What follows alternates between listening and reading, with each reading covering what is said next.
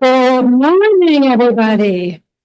Welcome. My name is Dr. Jill Dupy, and I have the pleasure and privilege of serving as the Beaux-Arts Executive Director and Chief Curator at the Lowe Art Museum here on the University of Miami's beautiful campus. I am delighted that you have chosen to spend the final morning of Art Week 2026 with us. I know you have lots of choices, and I'm certain you're also very tired. So we're really thrilled that you are here. Before I launch into my remarks, just a few brief housekeeping notes, please. There will be a book signing immediately following the brothers' talk this morning.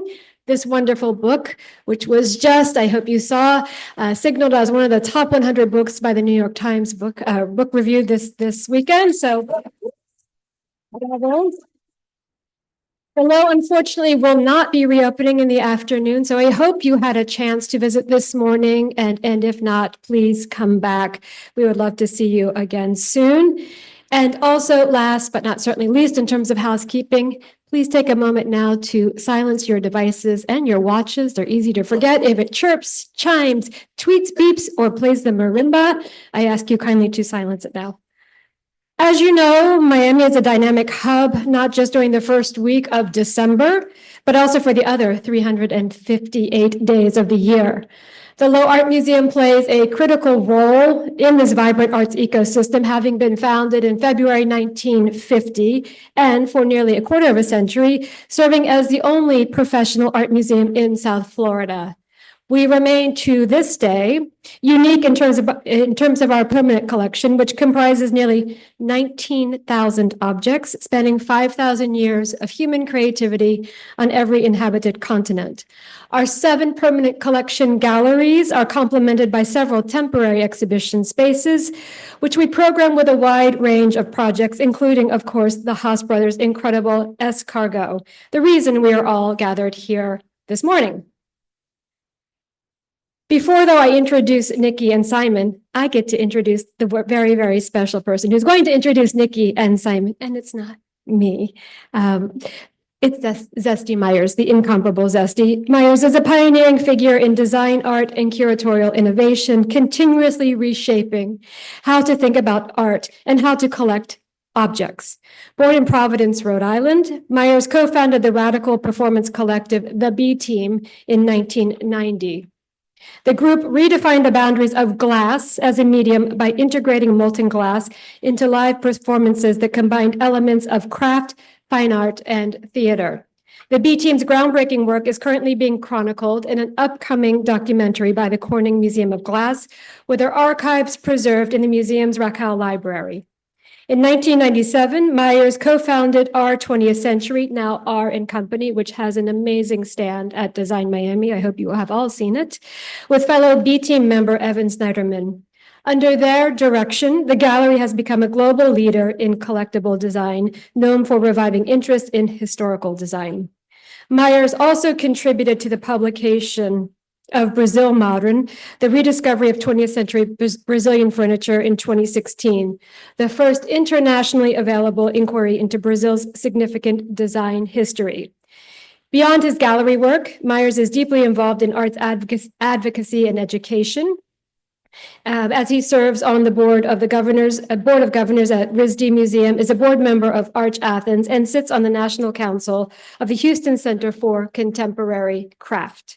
His commitment to fostering interdisciplinary dialogue and supporting emerging artists continues to influence the evolving landscape of contemporary art and design. I'd like to thank Zesty for being here with us this morning. I'd also like to thank the individuals and the organizations that made this event possible, including the Linnie E. Dalbach Memorial Foundation, an anonymous donor, and the Pally family. Additional funding was provided by the state of Florida. The print is about 4 points, so forgive me. The State of Florida Department of State, Division of Arts and Culture, the Florida Council on Arts and Culture, and the National Endowment for the Arts. We also received tremendous support from the Miami-Dade County Department of Cultural Affairs and the Cultural Affairs Council, the Miami-Dade Mayor, and the Board of County Commissioners, as well as the City of Coral Gables, the Coles Charitable Trust, Beaux-Art Miami, Mosaicist Incorporated, the Lowe Advisory Council, and Lowe members. Now, without further ado, please join me in welcoming Zesty Myers.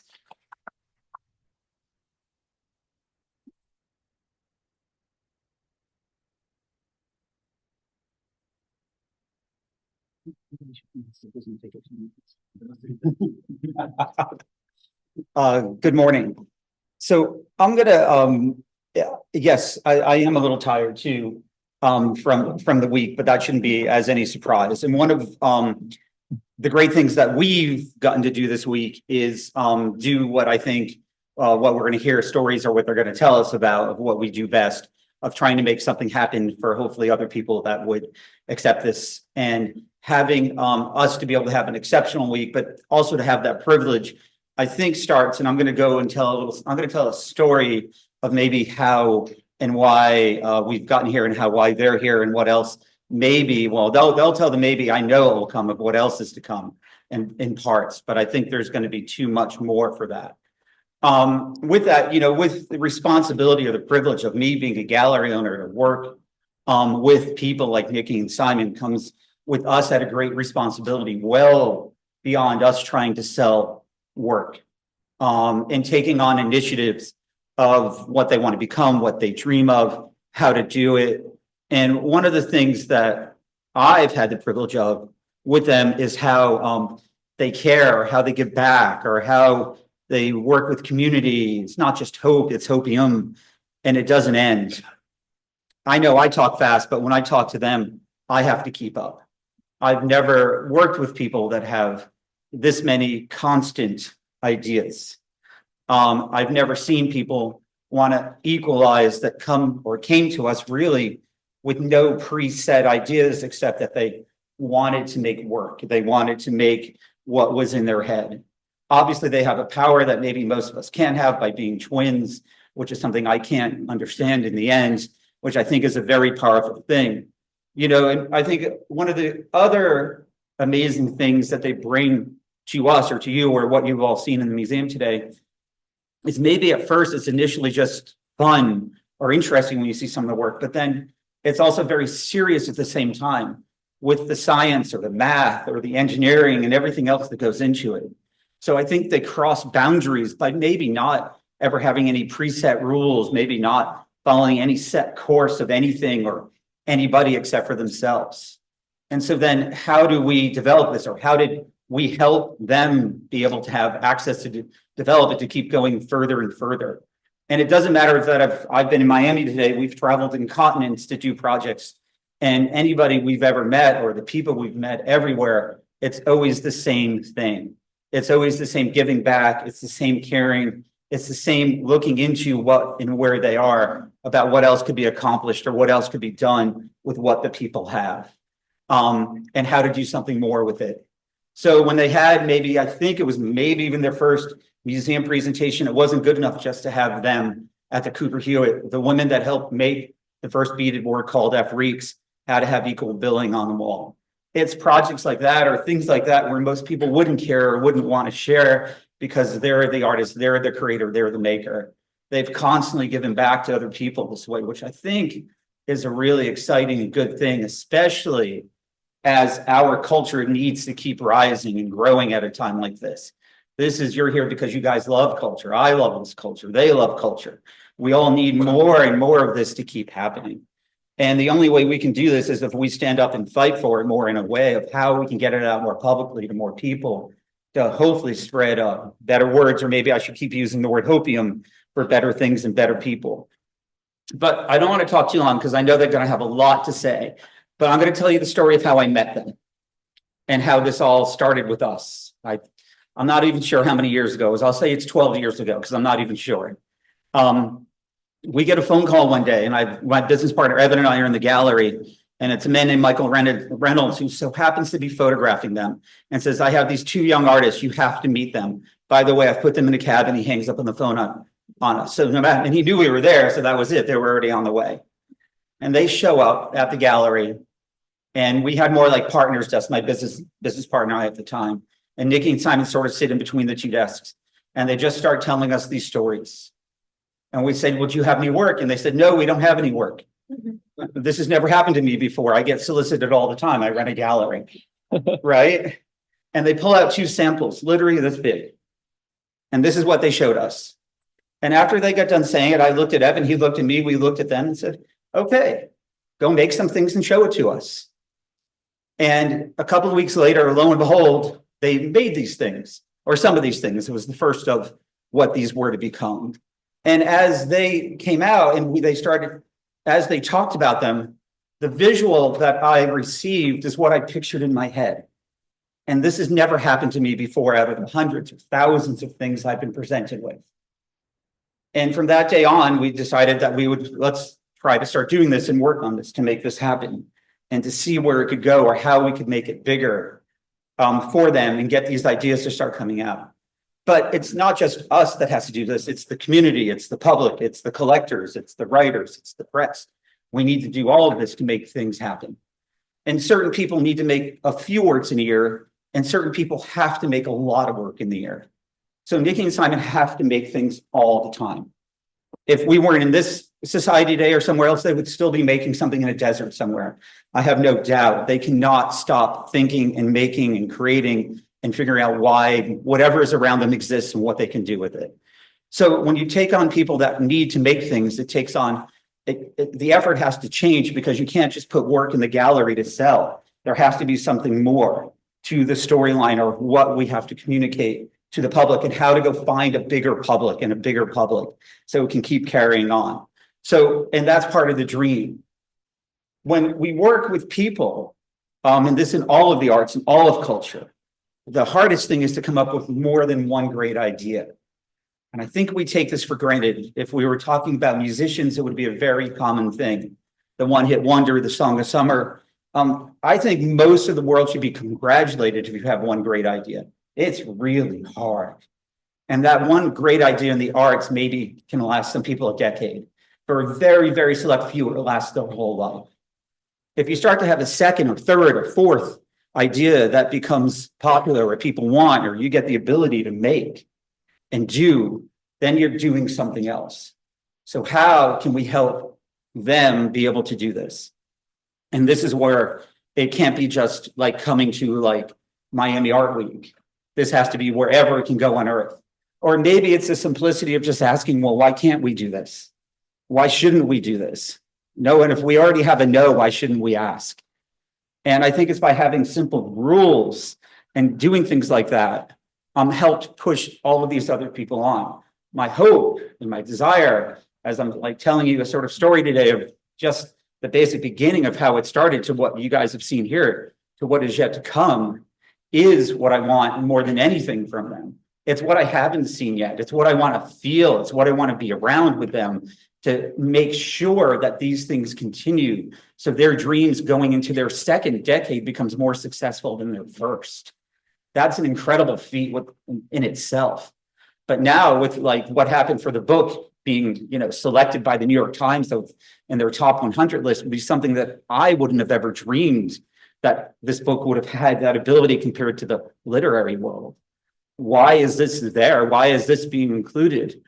But maybe also then changing it or doing it for what you want, to be able to make something for what it is, to hopefully give back, to build a bigger community besides yourself, to go through times and struggle. I don't want to make it sound like it's all just easy, because it hasn't all been easy, and nor should it be, because there has to be the failure to be able to have success. It's all how you work through these processes of this to get to the next thing, to be able to solve the next problem. If it's the work, the material, the structure, personally, everything that we all have dealt with and gone through, these guys have to take on a bigger level to be able to keep producing work in this way.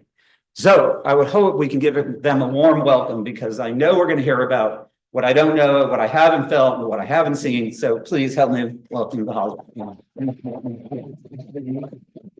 Thank you, Zesty. We're lucky to be here today. Thank you so much, everybody. And we have so much support in the room. I just want to say that first of all, you guys all know who you are, so I'm not going to call you out individually. Thank you so much. Jill, thank you. Yeah, Joe. Let's call Joe out. Come on. Well, no way. Okay, we're going to give you guys a little talk today. Do you want to do this? Or do you want me to? All right. So, okay, we're twins. That's us. If you didn't know that, we're twins, right? Are we on the right sides? No, we're switched. We switched. Oops. We've been making stuff together since we were very young. I didn't even feel like at this moment, supposedly, according to my mom, we had a secret language and all sorts of other stuff that we did together. Collaborating together feels like breathing air, which is pretty great. I don't know. This first little set's just sort of nostalgia, which I feel like we can flip through quickly. We were really cool back then. Twins. Yeah. Oh yeah. This picture of us in red and blue is good. Actually, both of these are good because they kind of show our different personalities. Nikki's really sweet and I'm like grump. And then he's also kind of wild and cool, and then there's me, the big businessman. But we've always sort of had different, we have different personalities. We're two different people, obviously, but we have always developed skills that are complementary, but that don't necessarily overlap. And this image of me on the phone is funny. Nikki never made a phone call until we left home at 18, 19. When I first moved to New York, I had to call somebody and I was shaking to pick up the phone because I just literally had never done it before. But I was the one that makes phone calls, but like I didn't drive until we left. So we've always sort of had, we really had completely different skill sets that are complementary. This is the Terminix bug building in Austin, Texas. It was a termite exterminator. We're showing this because Austin was a really strange place when we were kids. There are sculptures everywhere. The original Whole Foods is there. There were just big fiberglass sculptures on top of the building. Sculpture as signage was really common there. And so we were sort of steeped in these silly, just silly sculptures everywhere. This dinosaur is a really famous landmark in Austin. It was the Manja Pizza dinosaur. There's a store called Lucy in Disguise with Diamonds that unfortunately just closed. It was the best costume store I've ever been to. That's relevant too because the name Lucy in Disguise with Diamonds is a pun on a very recognizable song name, and all of our names of our works are pun based. So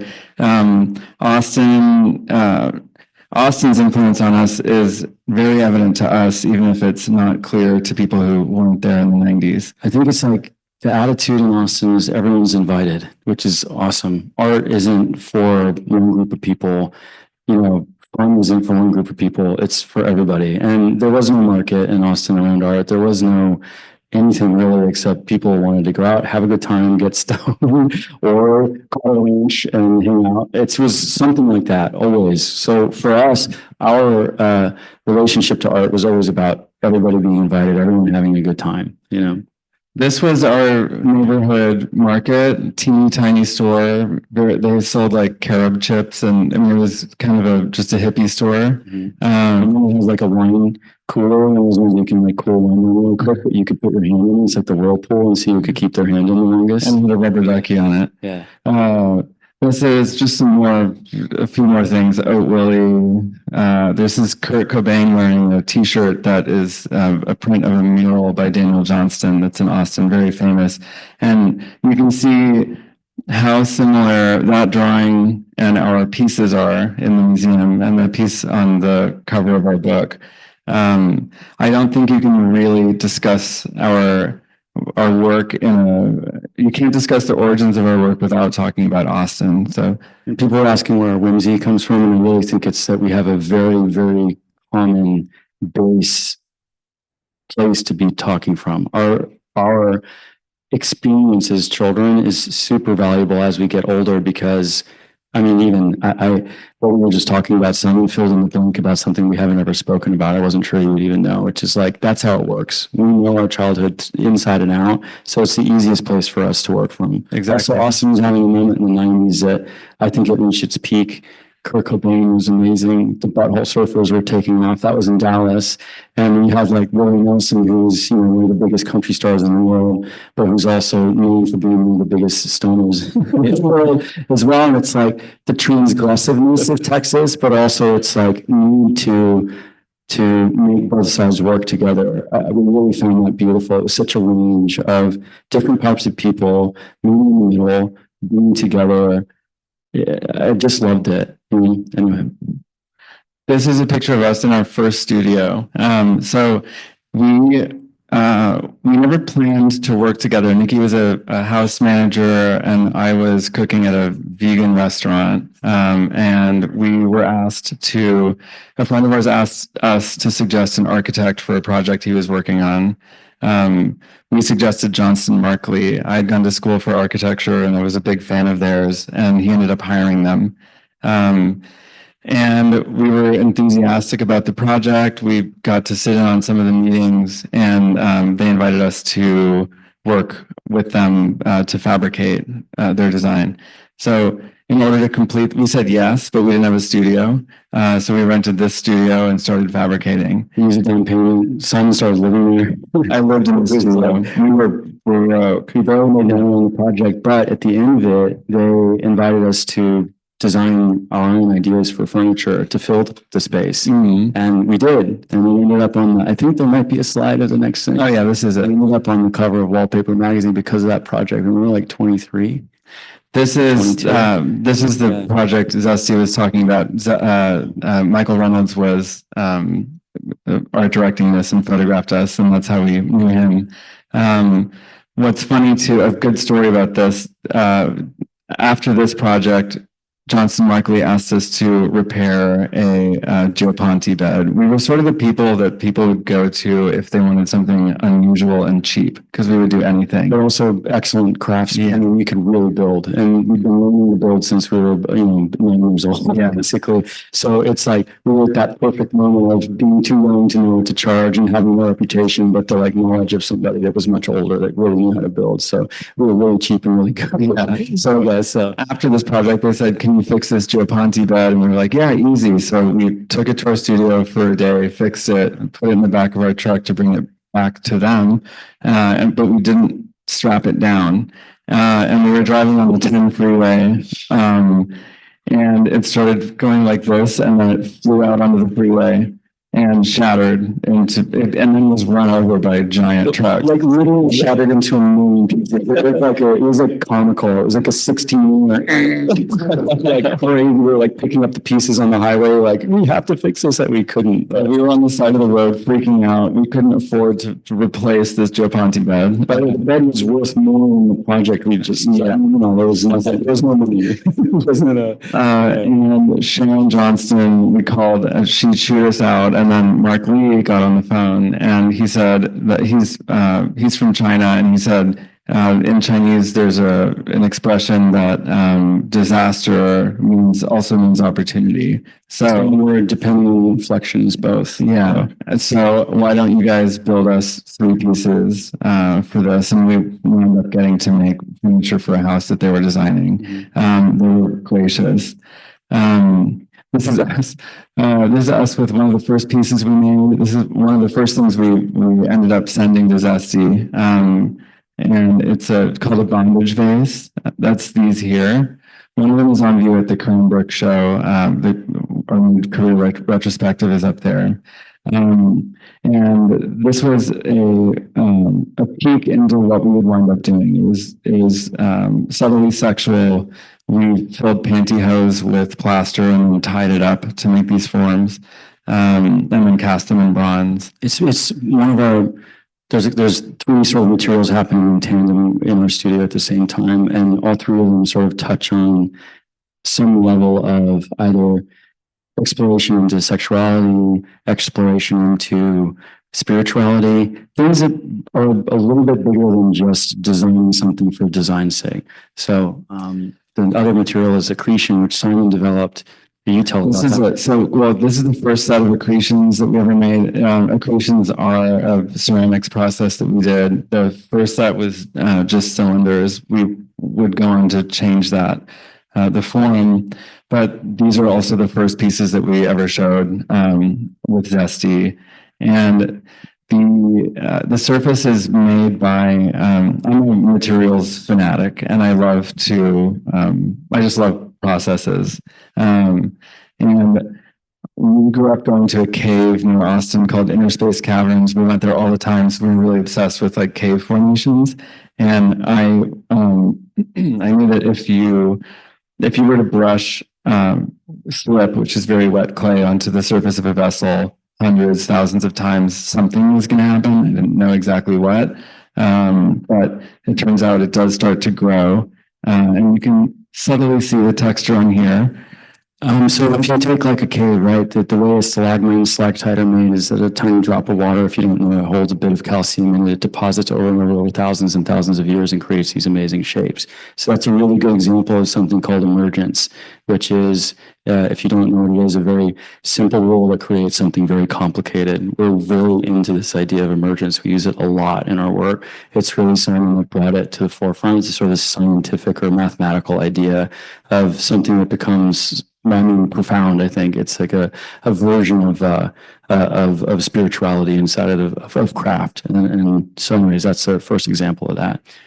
This is the first stool we ever made.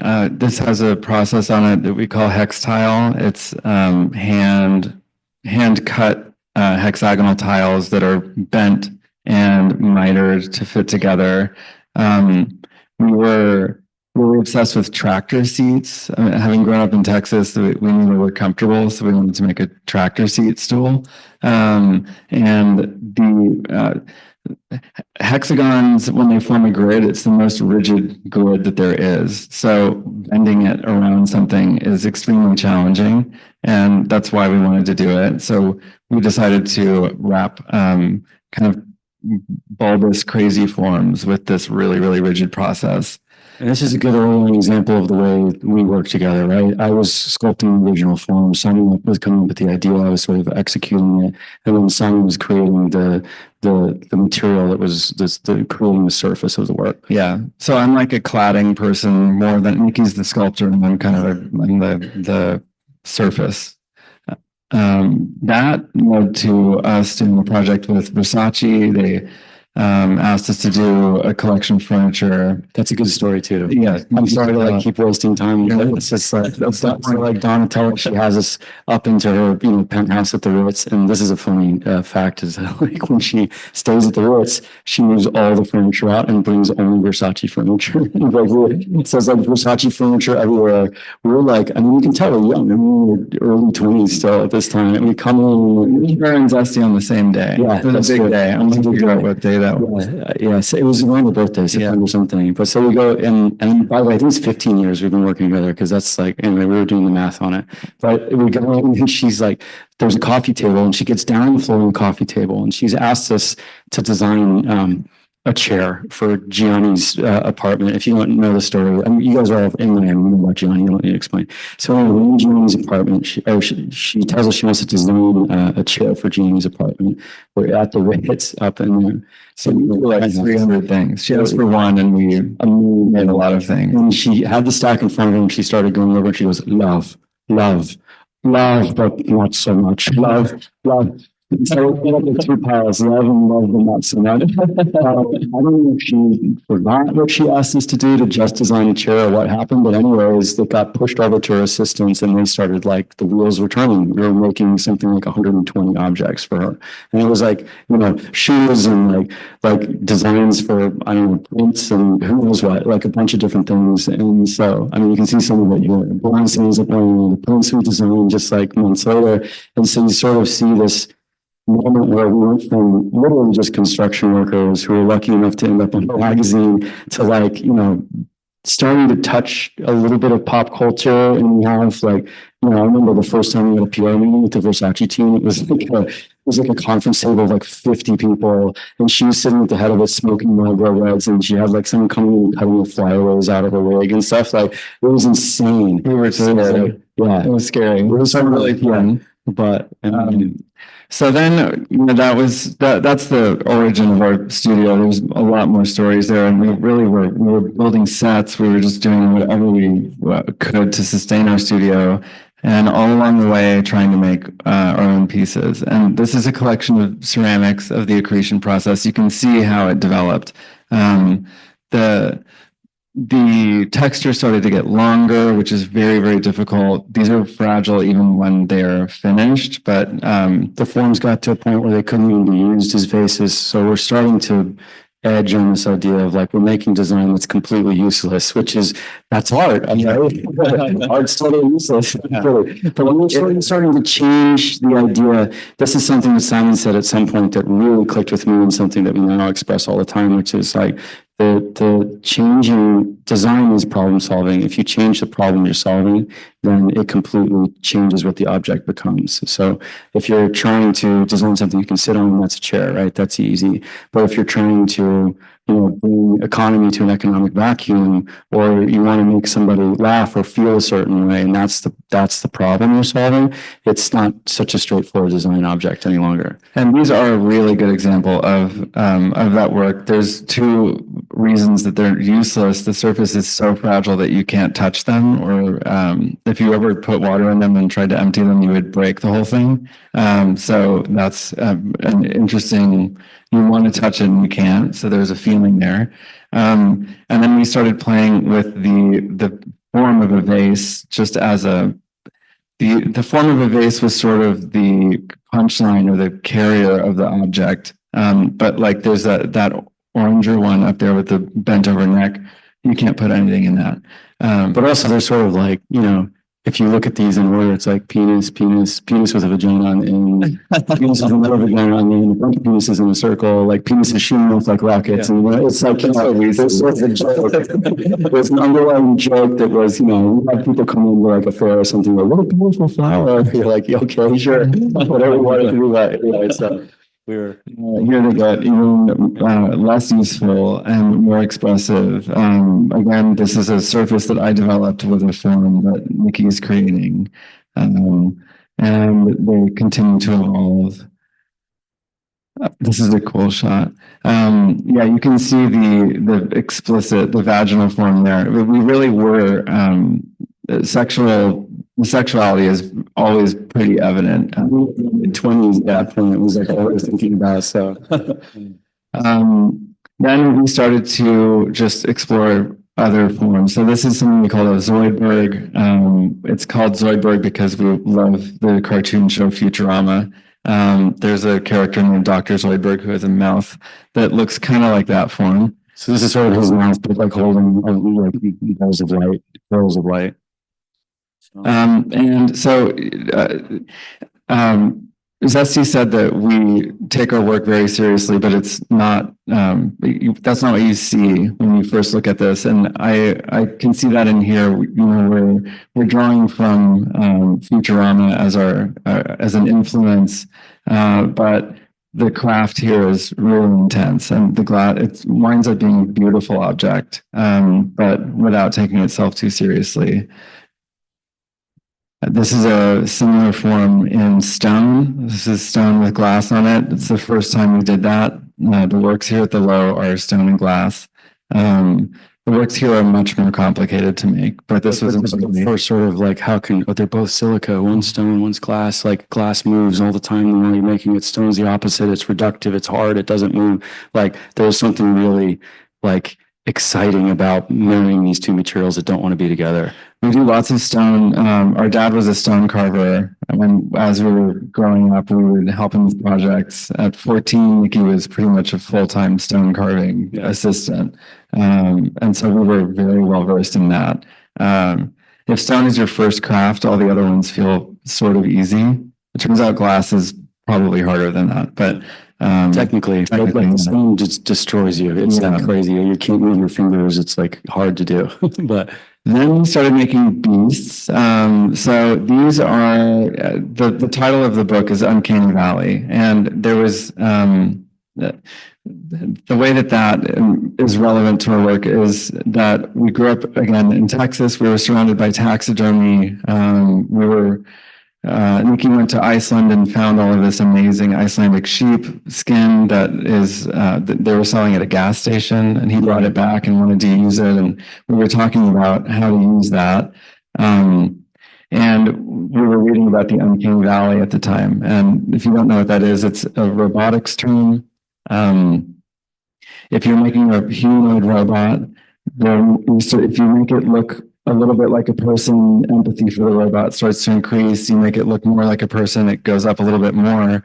Then if it looks too much like a person, you actually become frightened, and it's revolting. like imagine you're talking to a person and your eye twitches and you realize they're a robot, you're going to be super freaked out. Yeah, that's the valley in the graph, right?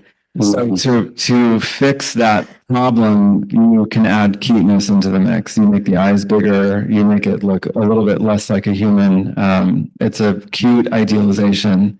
And a good example of that is that there's these delivery robots all over LA that we see every day, and they're rolling around carrying food, but they have these little blinking eyes, and it makes you want to take care of it. It really does. My husband sent me a photo of one that had been thrown into the street last week, and it was really sad because they all have names and they all have blinking eyes. And that's an idea of like using empathy and, you know, these sort of abstract ideas to create like a practical effect, which is like these things get protected because you feel for them, even though they're totally inanimate, which is for us a window in how we use our practice, how we use an object to inspire empathy or to make somebody feel horny or to make someone, you know, repulsed or excited or whatever it is. Like if you're getting somebody to feel an emotional thing with an object, we have to use the Uncanny Valley or some version of it all the time. Because yes, strictly we're not using that, but the idea of like edging up against this thing that you can pull emotions out of somebody with an object is really exciting to us. And these are creatures made of fur. So if they were to look like the creature that they were originally, that's kind of creepy. I mean, taxidermy is not exactly cute. And it was to like stuff their dead cat. It's like, thank you.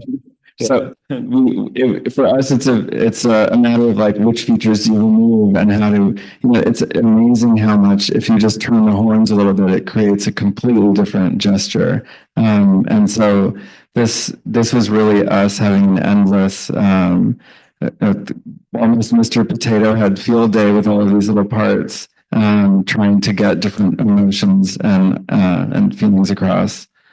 So I think there's probably just a group of like, this is just more examples of that. This is the biggest one we made, which is a Cranbrook show. This is the only one that was a self-portrait. So this is like this is I'm not talking about the penis. I'm talking about the attitude, which is like, it was very, it was a dark moment for both of us. So it was sort of like us, you know, investing in our ego, investing in the sort of like powerful like moment where we felt like we had to just push as hard as we could in a very aggressive way. So this was like a portrait of that moment. Having gotten Versace as one of our first projects was amazing, but also sort of difficult for us because we got successful a lot faster than we were prepared for. So this was we had a hard moment. Yeah. This came out of that. But it's still sort of funny. Which is like, we're always going to know, even about hard subjects, our stuff is going to still make you laugh or make you feel, I mean, something positive, we hope. So then we go to South Africa, and we went originally with our company and Southern Guild. It's a South African gallery. We're working together. We wound up going out there just to do a talk, and we met a group of women who does beadwork.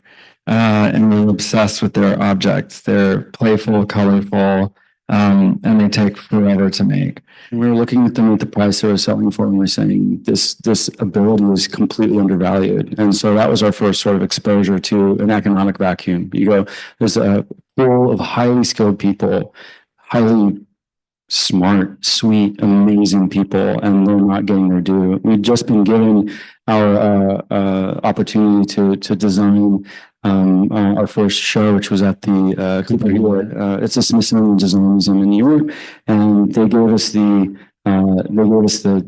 assignment of making something transgressive. Transgressive beauty was the assignment, and so you saw the work we just made before with all sorts of genitalia and stuff on it. And we were thinking that they were giving us the assignment because they were like, be transgressive, put a dick on something. And That labeled like the enfant terrible of the art world, basically. So for us, it's like if they're asking us to put a dick on something, it wouldn't be very transgressive of us to do that, would it? So we decided instead to just give credit to the group of people that made the work rather than holding it for ourselves, and to list everybody in order and not to do it as a Haas Brothers show, to do it as like a group of 20 people just listed in alphabetical order. We had been art fabricators, so we understood what it felt like to make artwork for somebody and get no credit. And it was important for us to subvert that. So we did it. We brought a lot of money to a place that had no money, and it was really fun. And the work was amazing. And these mushrooms are 8 feet tall. A lot of people ask, are we still doing the project? Yes, 10, 12 years later, we're still doing it, and we plan on doing it for a very long time, which is great. And we'll see why in a moment. But that gives you some scale. That's me greasing up the top so the mushroom can go on. And this is where I became obsessed with beads. I mentioned I'm a process person. I had never used beads before, and they taught me how to bead. So I got really obsessed with it. This is a great piece. It's really big. It's in Gator Tots. It's one of the first artworks too that uses this collection of beads. We started collecting beads because we got obsessed. So originally this group of women was using just beads from China, which are, like they're mass produced, they're painted usually, they have like acrylic coating, so they're not UV safe. There's a lot of stuff about it that makes it like sort of an inferior bead. But Simon was in Venice with our own company and was speaking to this woman who had inherited a bead factory in 1982, promptly shut it down. Nothing had been going on there since then. And she was telling someone about it. We're like, oh, we want to visit your factory. Like, what's in there? Are there bees left? She's like, I don't really know.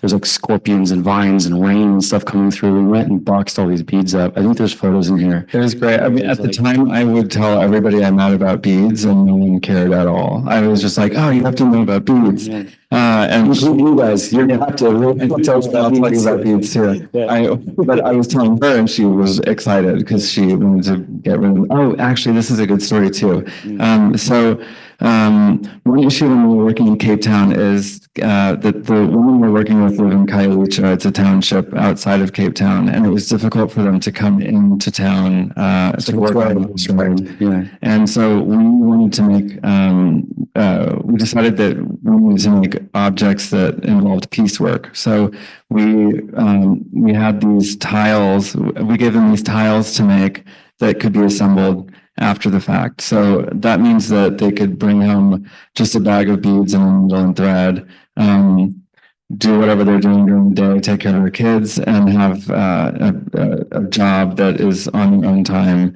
and very portable. We mobilize the craft, which is really important because it plays a huge part in the work that we're still making today. And now we can transpose this economy into any economic vacuum across the world of anybody that just has some, a little bit of ability with craft could do it.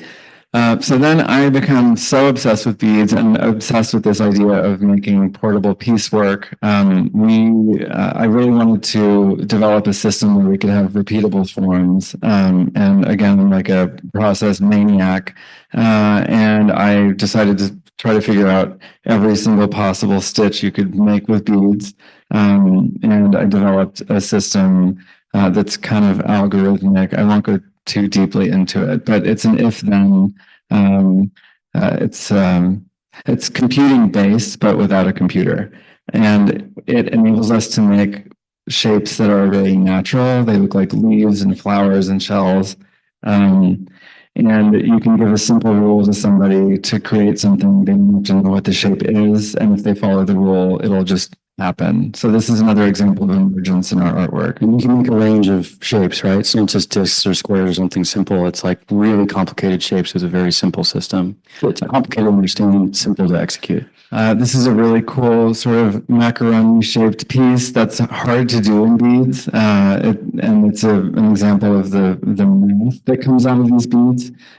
This wound up becoming a stitch that we use on vines for trees, if you've seen the trees that we make. This is the factory in Murano that we were just talking about. So it is a total mess.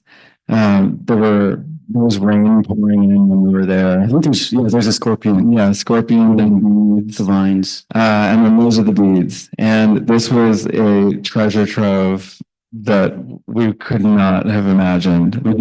10,000 kilos of beads. Oh, that's a video. Huge. Our guy, the first thing thought was great because he had caught the bead bug too. Oh my God, beads. Yeah. The colors are insane, and we don't know how old they are, but they were very, very old. Hundreds of years old, some of them. So what's also great is that there were no regulations at the time that these were made. So they have all sorts of materials in them that probably aren't healthy during the manufacturing process. Cyanide, uranium, cobalt, like all sorts of things are either too expensive or dangerous to use. So you just can't get these colors anymore. They're so stunning. And we now, this was just us at the Cipriani, which is nice. So fast forward a little, we have these beads. I've developed this beading system. We ask the women in Cape Town if they want to work on anything with that system, and they said no. They weren't interested. They already knew how to bead. And a friend of ours who owns a farm in Central California said, "There's no work for women in these farming communities. Why don't you bring beadwork out here?"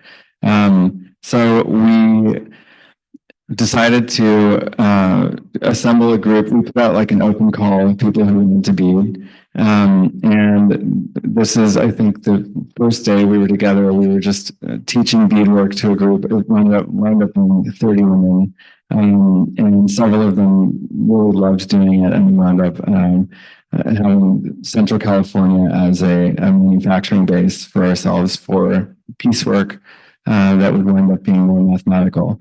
So this is one of the first plants that we made, and plants have become a big part of our practice. This is the first solo show at Marion Boski Gallery, which was a huge part of our evolution and starting to work in the art world and the design world at the same time.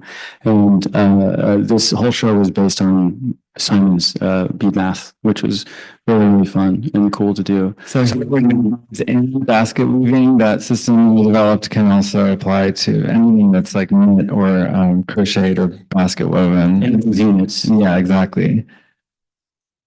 These are beautiful little flowers. Each of them is made with a flexible stitch that we now use for vines also. There's a palm tree that we made. Then the National Sculpture Center in Dallas asked us to make like a really monumental work, and this was the first sketch. We wanted to incorporate everything we learned throughout our career, so we got into glass because of beads too. And we're going to talk more about that because we're at the Lowe and we're taking a lot of time. So anyways, we want to do stone, we want to do bring glass beads, we want to bring in these communities of people to help us make the work. We want to do bronze because we do a lot of bronze, and so this is the first rendering of that. This is actually good to see too, because this is how our ideas start. We talk about it, Nikki will draw it. This is one of Nikki's drawings, and then we start to solidify it, and I'll make a 3D model and rendering of it.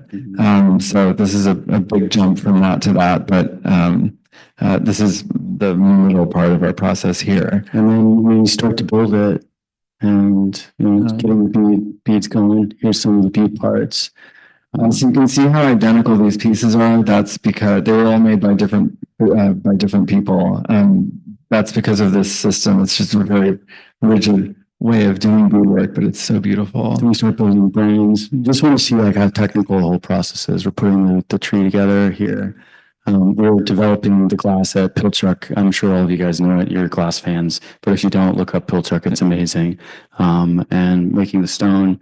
Here's Simon at our studio in North Hollywood. We start putting it together in our studio. This is before it's done. Come here because it's beautiful, but it's like still stripped in this in this area.